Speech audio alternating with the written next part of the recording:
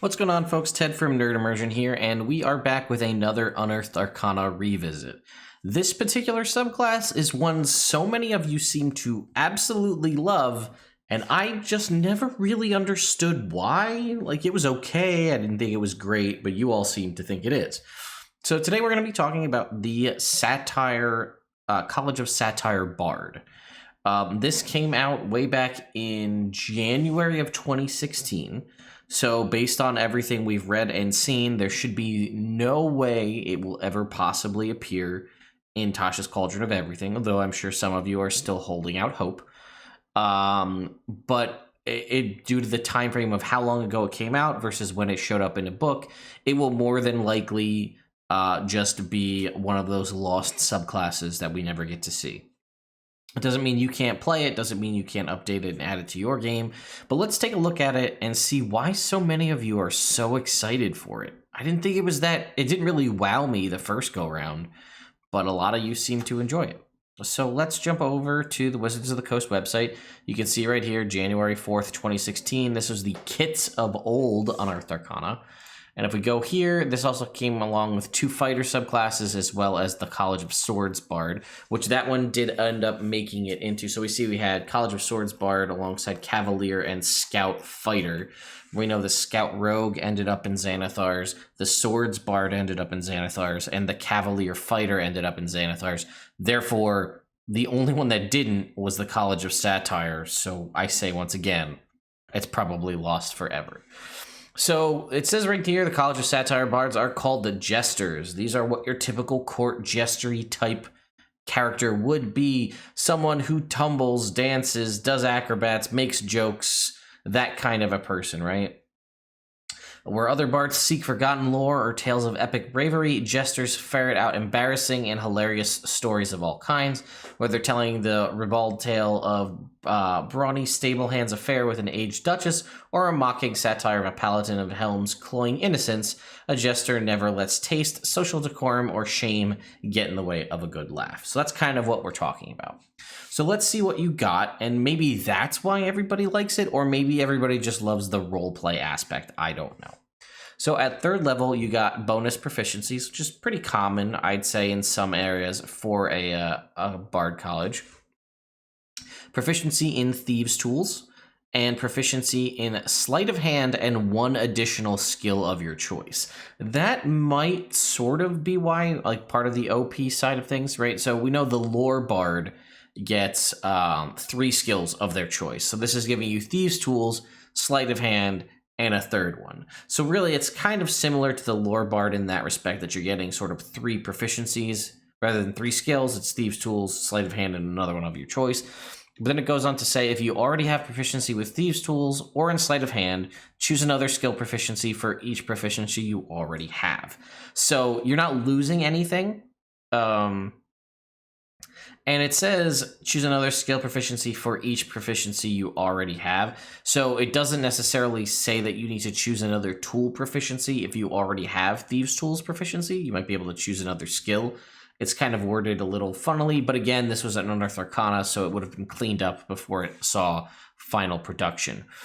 So, okay, what else do you get? You get Tumbling Fool. As a bonus action, you can tumble. When you tumble, you gain the following benefits for the rest of your turn. You gain the benefits of a dash and disengage action.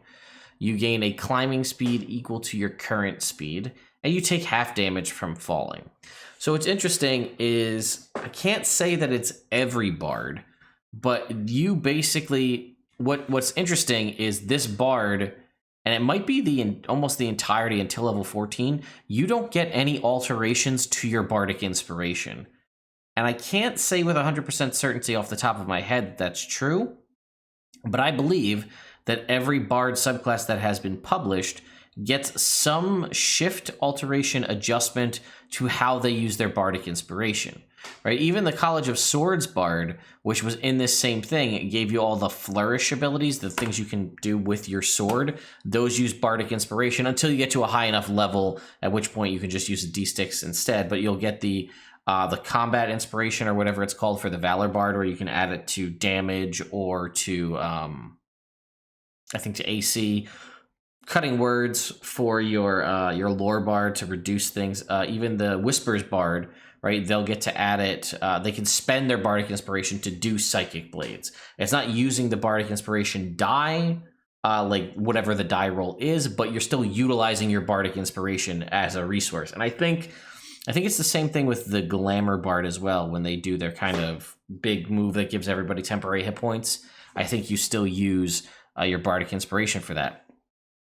So interestingly enough, at third level, where everybody else gets a tweak to their bardic inspiration, you are the only one that doesn't. You just get pretty solid passive abilities.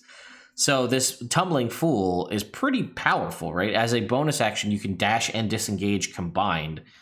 Now, we can dash and disengage as certain classes as a bonus action, right? Goblins can disengage as a bonus action. Rogues can disengage as a bonus action.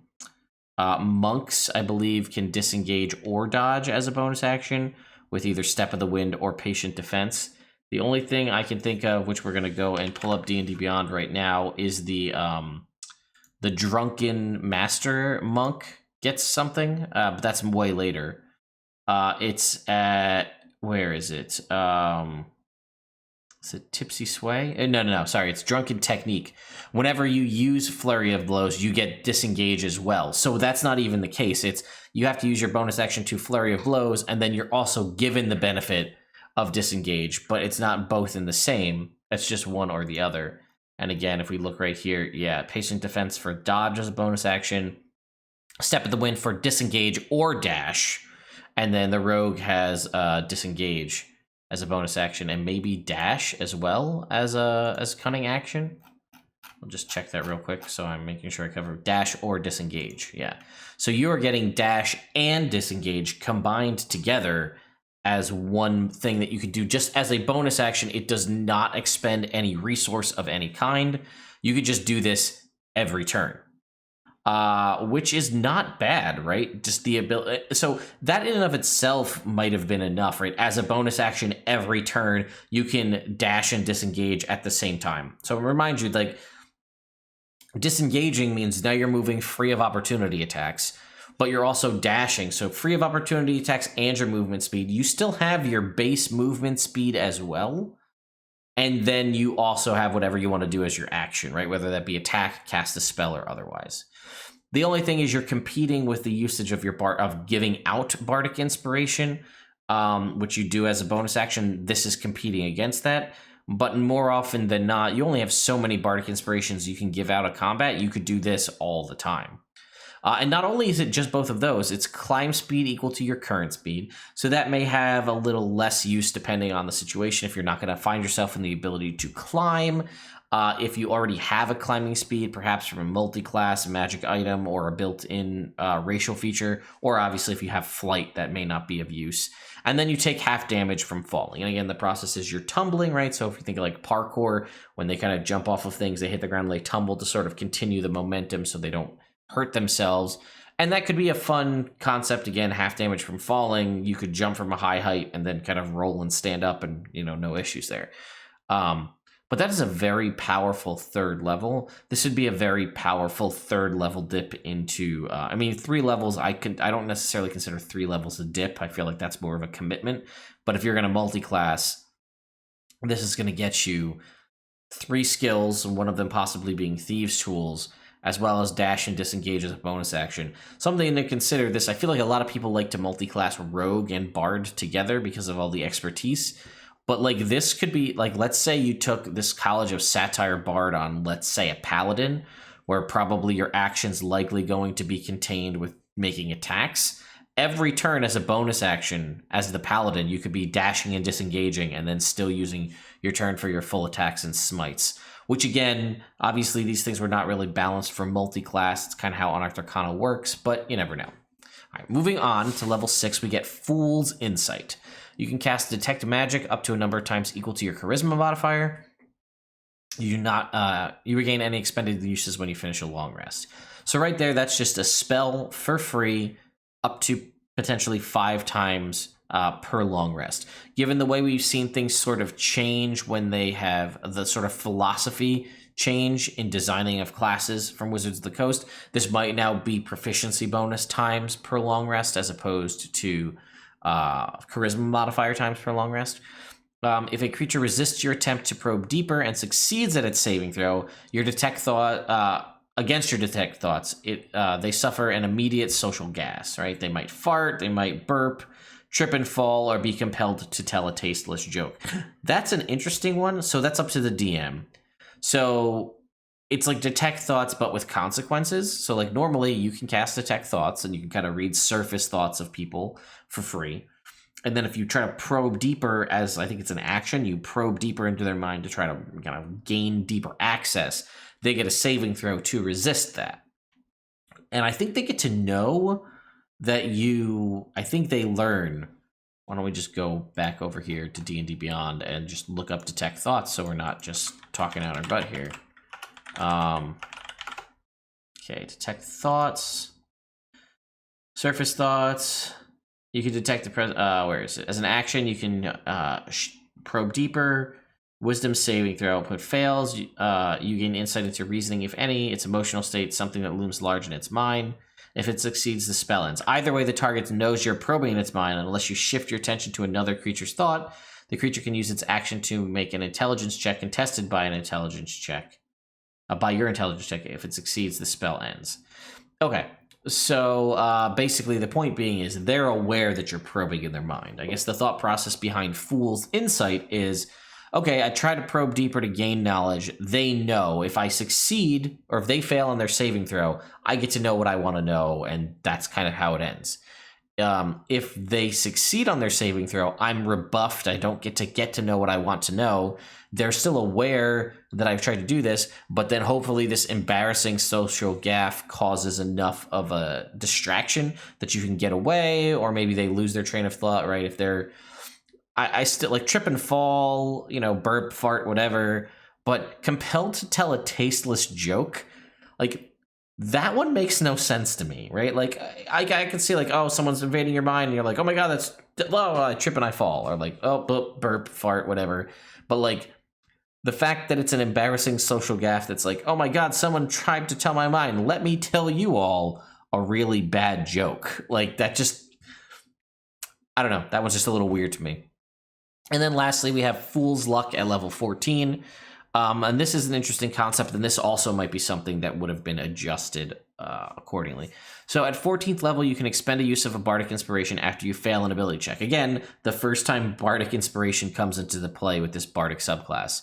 Roll a Bardic Inspiration die and add the number rolled to your attack, saving throw, or ability check using the new result in place of the failed one.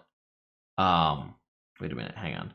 When you expend one, you can expend a use when you fail. So first of all, we automatically know this is when we've made an attack roll, a saving throw, and ability check, and the DM lets us know that we have failed.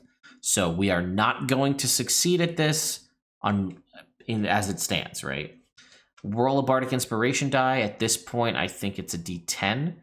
And add the number rolled to your attack, saving throw, or ability check using the new result. So this is adding whatever you roll on the die to your previous roll, and you're going to use that new result. Similar to a lore bard, they can kind of self-inspire themselves for ability checks. This works for attack rolls and saving throws as well. If using this ability grants you a success on the attack roll, saving throw, or ability check, note, this is the problem that I have with it, note the number rolled on the Bardic Inspiration die. So let's say it's a D10, you roll a 7, you succeed on your attack roll, ability check, or saving throw, then you have to denote the number 7 somewhere so you don't lose it. The DM can then apply that result as a penalty to an attack or check you make, and you cannot use this ability again until you suffer this drawback. When the DM invokes this penalty, describe an embarrassing gaffe or mistake you make as part of the affected die roll. So the thought process is, you are a fool, you are a jester, things go well for you, but it's kind of chaotic, and sometimes you do the right thing at the right moment when you need it to, but sometimes things still go wrong for you, kind of. So it's weird. So I have this ability that I can use as long as I have Bardic Inspiration, that I can use to potentially turn a failed attack roll, ability check, or saving throw into a success, which is a huge thing, right? Because normally, not all the time, there are certain abilities out there that are like, when you fail, you can do X. But a lot of time, these ones where you sort of add stuff to it, it has to happen before you know if it's a success or failure. But this one is like, okay, I'm not going to get what I wanted because I failed. Maybe I could turn it into a success. And that's cool. I might have just left it at that, right? Like you can, that's it. Maybe that's all it is. However, this one is whatever you roll, you got to write it if you succeed. So if you fail, still nothing happens. That's just the end. You used your bardic inspiration for nothing. If you succeed, you denote that number somewhere, and then the DM is aware of it. And then at some point, whenever, this is probably, again, another reason why it didn't work, because it seems there's no way this isn't going to come off as like vindictive or attacking, I feel like. Because like then the DM gets to keep that negative number. So like I said, we use my example where you rolled a 7. The DM keeps that 7 in their back pocket whenever they want to use it. So whenever you make an attack or check, so it can't make you fail a saving throw. It's only when you make an attack or a check. And the DM can just be like, man, you get a -7 to that. There you go. And then you need to describe what happens that caused you to get that -7. What's interesting is you could still succeed. It's just a negative to whatever the number was. Like let's say you were making a saving throw and the saving throw was like a 17 and you failed with a 16, and the DM, you say I'm going to use my fool's luck, and you roll a 1 on that, and then it turns into a success because you went from 16 to 17. The DM denotes a 1 to use against you later, and the DM says, I'm going to apply my -1 penalty to this ability check you're making, and you still succeed. You somehow still need to describe the embarrassing social gaffe that you make, even though you still succeed at it, which again is part of the reason why I think that this ultimately didn't make it. The concept was sort of there halfway, but you can see what I'm saying here. Like some of these abilities just don't, it just is kind of funky, I guess is what I'm saying.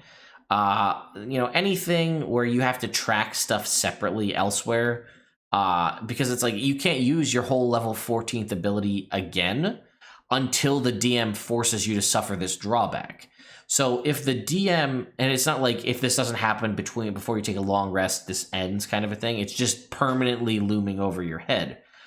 So, your entire level 14 ability can be locked behind this arbitrary wall that's up to your DM that's not usable until they force you to. So like it's also weird because you sort of want the DM to enforce the penalty on you at some point so that you can get access to your 14th level ability again. Otherwise it's just unusable. And yeah, I mean that's it. You don't have like a time frame. It just exists. So like, let's say this happens early on in the session and like, there's nothing really major going on and the DM doesn't force you to use this drawback. You have completely locked access to one of your core subclass abilities for the foreseeable future until if you forget, well, I guess you're probably not going to forget because you're going to want to use your ability. But like, if you try to use it again, like 2 sessions later and the DM hasn't used it, they're like, oh crap, I forgot I have to use that if you want to get that back. Oh. Okay, and then like now we're going to wait to use it at like a time.